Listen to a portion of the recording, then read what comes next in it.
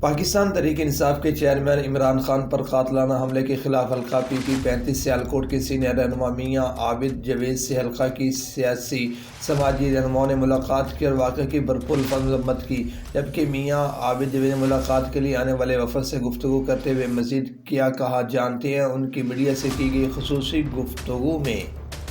میں آج اپنے تمام پاکستانیوں کو ایک پیغام دینا چاہتا ہوں۔ ایک طرف پوری پی ڈی ایم اور ایک طرف میرا لیڈر عمران خان، پاکستان مسلم لیگ نون اور پاکستان پیپلز پارٹی۔ اللہ تبارک و تعالیٰ نے بھی قرآن مجید میں 756 دفعہ انسانوں کو مخاطب کرتے ہوئے فرمایا ہے کہ تحقیق کرو، تدبر کرو، تفکر کرو، تخیر کرو، مشاہدہ کرو، جانو۔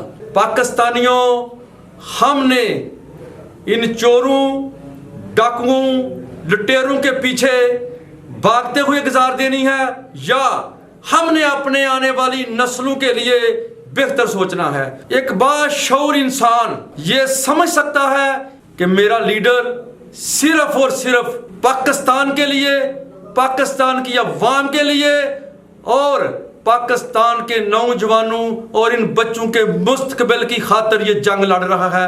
میاں نواز شریف، میاں شہباز شریف اور زرداری اور بلاول بھٹو زرداری، آپ ان کی زندگیوں، ان کے سانسوں کن کن ملکوں میں ان کی دولت پڑی ہوئی ہے، ان لٹیروں کے پیچھے لگے ہوئے ہیں۔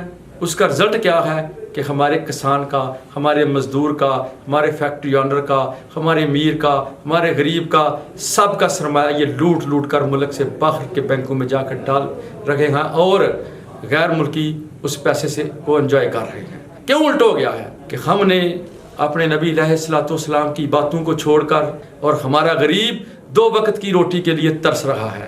میرا لیڈر صرف یہی کہتا ہے کہ امیر اور غریب کے لیے ایک ہی قانون ہونا چاہیے، ایک ہی نظام ہونا چاہیے۔ میرا قائد، میرا لیڈر صرف یہی کہتا ہے کہ غریب اور امیر کے لیے ایک قانون ہونا چاہیے۔ میری اللہ سے دعا ہے کہ اللہ تبارک و تعالیٰ اس کو لمبی عمر عطا فرمائے۔ کیوں کہ وہ پاکستانی کی ترجمانی کر رہا ہے۔ یہ ملک ہے جو لا الہ الا اللہ کی بنیاد پر حاصل کیا گیا ہے۔